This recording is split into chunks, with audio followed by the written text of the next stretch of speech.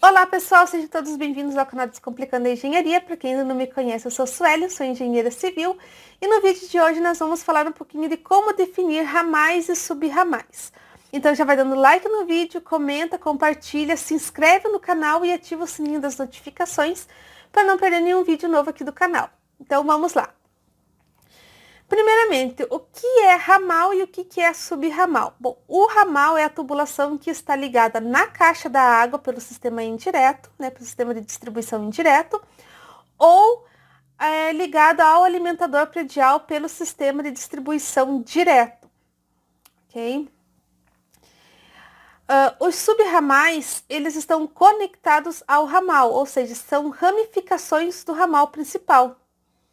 Por exemplo, vamos pegar uma residência, uma casa residencial térrea, que tem 2 quartos, um sendo suíte e outro quarto social,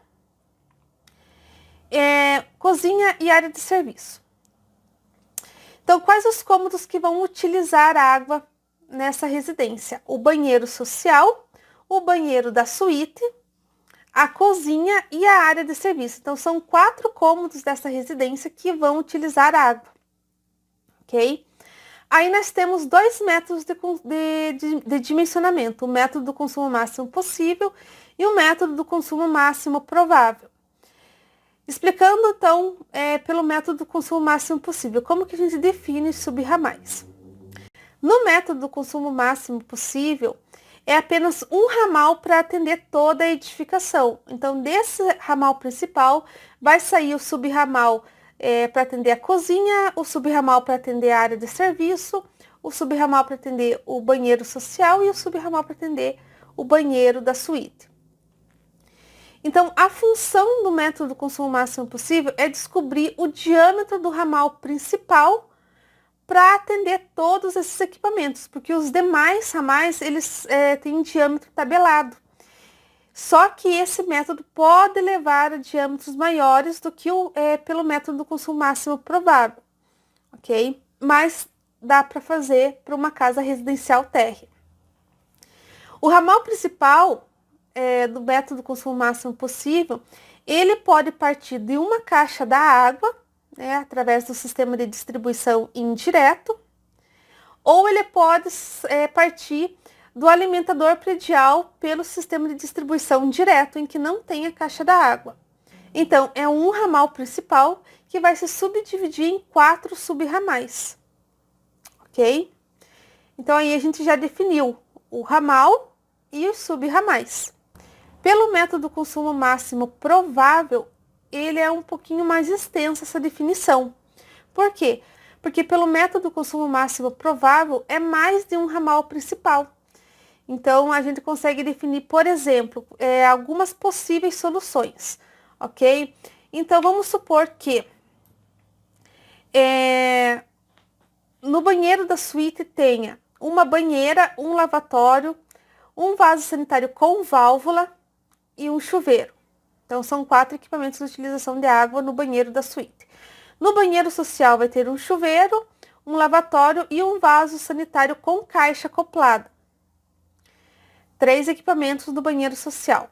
Na cozinha vai ter o bebedouro, a máquina de lavar louça e a pia da cozinha. Também são 3 equipamentos de utilização de água. E na área de serviço nós vamos ter um tanque, uma máquina de lavar roupa e uma torneira de jardim. Também 3 equipamentos de utilização de água. Ok? Então, quais são as possíveis soluções? Se a residência tem vaso sanitário com válvula, no caso ali da suíte, nós colocamos um vaso sanitário com válvula e no banheiro social nós colocamos um vaso sanitário com caixa acoplada. Então, se tem vaso sanitário com válvula, um ramal é só para ele. Então, na suíte, um ramal vai ser só do vaso sanitário com válvula. Aí, o outro ramal é para atender os outros equipamentos de utilização de água da suíte, do banheiro da suíte. Aí, nós temos o banheiro social. É um ramal para atender o banheiro social, um ramal para atender a cozinha e um ramal para atender a área de serviço. essa é uma possível solução, colocar 5 ramais para atender os equipamentos de utilização de água pelo método consumo máximo provável. Pode ter outra solução? Pode. Por exemplo, um ramal para atender o vaso sanitário com válvula da suíte. Aí eu vou juntar o restante dos equipamentos do banheiro da suíte com os equipamentos do banheiro social. Então, um ramal vai atender o banheiro social, mais os equipamentos de utilização de água da suíte, com exceção do vaso sanitário. Então, um ramal vai atender 2 banheiros. A cozinha posso juntar com a área de serviço. Então, eu posso colocar um ramal para atender a cozinha, mais a área de serviço, formando ali 3 ramais apenas, ok? Se não tivesse o vaso sanitário com válvula, eu poderia atender o banheiro da suíte mais o banheiro social e a cozinha mais a área de serviço. Única coisa que tem que se cuidar com o método consumo máximo provável é que ao final do dimensionamento tem que verificar se as pressões atendem os equipamentos, ok? Se a pressão da caixa atende todos os equipamentos, ok? Principalmente chuveiros, válvulas do vaso sanitário, torneiras que estão mais longe da caixa da água, então tem que cuidar com isso, porque a função do consumo máximo provável é verificar a pressão dos equipamentos, né? E quais são as pressões dos equipamentos? Bom, o vaso sanitário com válvula, ele precisa de 15 kPa. O vaso sanitário com caixa acoplada ou caixa de cordinha, ele precisa de 5 kPa. E todos os outros equipamentos precisam de pelo menos 10 kPa. Então, tem que verificar aí se atende ou não os equipamentos. No método consumo máximo possível, nós levamos em consideração que todos os equipamentos serão ligados ao mesmo tempo, né? E por isso que a gente se preocupa com o diâmetro do ramal principal. No método consumo máximo provável, nós consideramos que mesmo que todos os equipamentos sejam ligados ao mesmo tempo, não vai influenciar porque eles estão em ramais diferentes. Por exemplo, se eu ligar a torneira da cozinha, não vai influenciar no ramal do banheiro social, porque eles estão, os equipamentos da cozinha e os equipamentos do banheiro social estão em ramais diferentes, então não vai influenciar com relação ao diâmetro.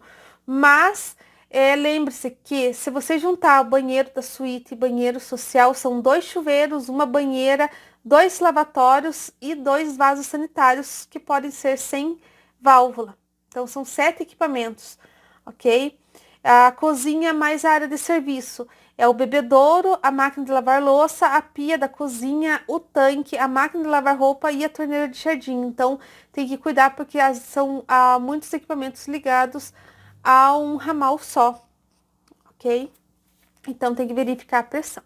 Bom, em resumo, pelo método consumo máximo possível, né, nós temos um ramal principal e os sub-ramais de cada cômodo, né, os 4 sub-ramais, então um ramal principal e 4 sub-ramais.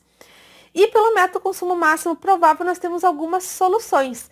5 ramais, cada um atendendo um cômodo e o último atendendo o vaso sanitário com válvula, ou 3 ramais que podem ser o do vaso sanitário com válvula, o ramal que vai atender os 2 banheiros e o ramal que vai atender cozinha e área de serviço. E ele vai levar a diâmetros menores porque ele não vai precisar atender todos os equipamentos. Ele vai atender, por exemplo, se você for utilizar 5 sub-ramais, o ramal do vaso sanitário com válvula vai atender só o vaso sanitário com válvula. Então, ele vai precisar de um diâmetro menor.